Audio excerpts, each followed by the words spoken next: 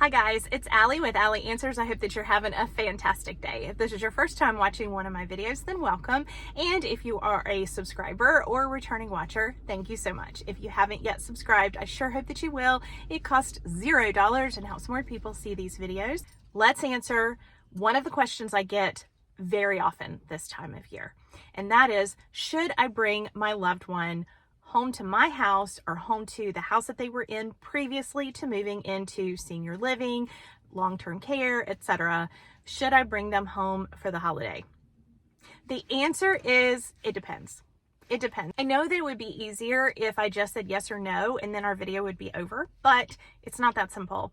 And you know why it's not that simple. It's not that simple because of your loved one. It depends on what they're used to, what their aggravation level is like, what they were like before that caused them to need to go into senior living, what their physical needs are right now. So let's talk it out. Number one, is it safe to come home? So what I would say is that, is it easy to get them in and out of your house? Do you have pretty much a flat entry, or do you have like 5 steps they have to go up? Do they have steep steps that they might have to go up to get to your home? Safety being the first consideration. Can your loved one safely get into your home? Can they safely use the bathroom that would be available to them during that time? Do you have someone there to help them who is trained to help them properly? So if your loved one, let's say, has more physical needs versus the mental needs, can you hire a sitter? Can you bring someone in who is trained to properly transfer them, let's say, if they're in a wheelchair, for example, from the wheelchair to the toilet and back again, because safety needs to be your number one priority. So let's say you've got that covered. Let's say that you're going to have a sitter, your home is very accessible, everything seems safe for your loved one. Then number 2 would be, how do you think they are going to react? In other words, I want you to really think about it. Do they get overstimulated when a lot is going on? How many people are going to be at your home?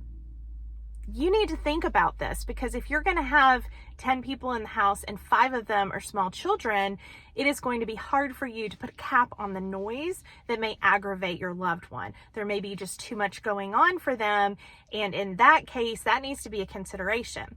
If, however, it's just you and another person perhaps, or just a few people, and you're able to control that environment and keep things at a calm level, then perhaps that would be fine. I do want you to consider the fact that your loved one may never have gotten overstimulated before, because they don't until they do. So either which way, no matter what your answer is for number 2, if you decide to bring your loved one home, you want to be able to control the environment as much as possible, and you need an escape plan. Not for you. I mean, you might need one for you, but you need one for your loved one. So what I mean by that is, let's say that you're going to have like 10 people at the house, and it's not going to be convenient for you to run your loved one back to the community if they get overwhelmed. Well, you need someone on standby who will do that.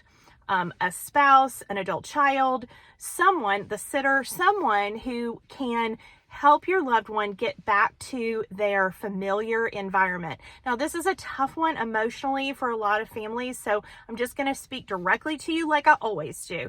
Here's the deal. You know as well as I do that even if they've been in that house for 60 years, if they're used to a different environment now, if they're used to a quieter environment, a simpler environment, that going back to a previous environment may just be too much for them. So I hope it isn't. But if you do decide to go forward with having your loved one in your home or in their home for the holiday, then I highly recommend the escape plan. And kind of along that same note, I want you to consider only bringing them home for the day hours if you can. If your loved one has any cognition issues, it is going to get harder for them to handle a crowd that they're not used to, or handle conversation all day when they're used to being quiet. It's going to be more taxing for them to engage in peopling all day. So you want to be aware of the fact that they might want to be back in their own environment, maybe by dinner time at the community, so that they can acclimate back, go ahead and go to bed on time, get a good night's sleep. This is hard for a lot of people because they think, oh, well, they would like to sleep in their own bed and it would be better for them if they were with family. The truth of the matter is that none of us deal well with change. When we have a little bit of dementia, memory loss, cognition issues, it can be very befuddling for a person to stay somewhere else for the night. bathroom issues, the getting up and the getting going routine in the morning, all of that can throw a person off for days at a time. So while I understand your desire to have your loved one in the home, you need to balance that out with what's best for them. So let's say you decide that the home is safe, the environment is going to be perfect for them, you have an escape plan, then what other things might you need to consider? A lot of sensory things that we anticipate for the holidays, we get excited about. We love the baking and the smells and the Christmas carols, and maybe we decorate the home to the hilt. That is amazing when we can mentally handle it. But if someone is overwhelmed by changes, or the smell of the Christmas tree, the smell of the baking cookies, the kids running around, the music playing, all of those kind of changes, those things that we think of special and just for the holidays, it can be overwhelming for someone. So again, maybe just pare down a little and maybe have a smaller or shorter period of time that the family is there. One time I dealt with a family where the loved one actually did not have dementia, but he, due to a stroke, he just could only handle his family in limited doses. I mean, sound familiar? Some of us are that way even without having had any strokes or dementia. What the family did is that they set Grandpa's room up as the guest room, and they had a recliner in there, and they had some of his favorite things, his drinks and blankets, and they actually had a hospital bed that they borrowed for a few days,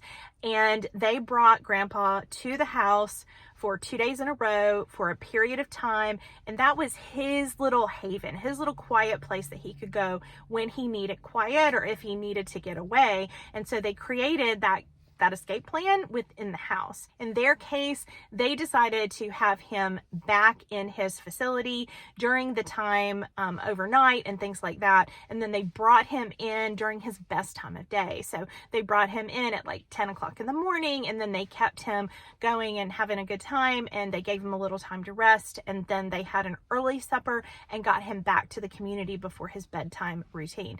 And even though he was in a nursing home and he was pretty sick, the family knew that in his case, they were not going to probably get another Christmas. And they spent the money to do it right. So they got non-emergency transportation to bring him safely home in a way that was comfortable for him.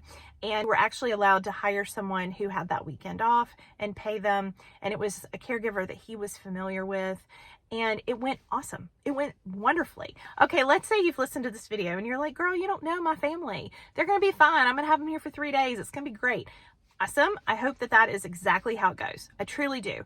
But pay attention. So that's going to be my final advice, is pay attention to your loved one. Look for agitation. Look for the clues that they need a break. Look for the fact that they need to go to the bathroom or have plenty to drink, or if there's too many people talking to them and they're just not used to that and they really need their space. As long as you're paying attention to the cues that your loved one gives you, your holiday celebration will go much better. And for goodness sake, if they do just look at you and say, I want to go home, do it. Make it happen. Home now is where they live most of their life and where they're most comfortable. And it might hurt your feelings, but it should actually make you feel good that if they're in a community and they consider that home, then that is their safe place now. So if your focus is on others during this holiday, you can safely bring your loved one home if you consider all of these options. And if you can't bring your loved one home, that's okay. Let me tell you that I have seen a lot of people really enjoy celebrating the holiday season at their loved one's community, whether it is hanging out in the common area and watching someone's child play the piano and kids sing, whether it's quietly enjoying a cup of hot chocolate in your loved one's room and opening a few simple gifts. It can work and it can be great, but you have to be flexible. A bonus piece of advice is have a conversation with the family and let them know what your expectations are. And that is much better to do in person, because I have found over the years, and you may have too, that texting or sending an email can really be misconstrued. Some people just take things so personally, really can't hear what you're trying to say, and they can take offense. So I think it works better if you make a phone call most of the time with most people and you say, hey guys, I just wanted to let you know we're going to be bringing grandma home for the holiday, and this is what we're asking. Just let's, consider where she is mentally right now. And you just lay out the rules of the land beforehand. I wish you all the very best this holiday season. Tons of memories, lots of good times. And remember, it's not about the stuff, but my next video will be advice on what to give to your loved one. Have a great day. Bye-bye.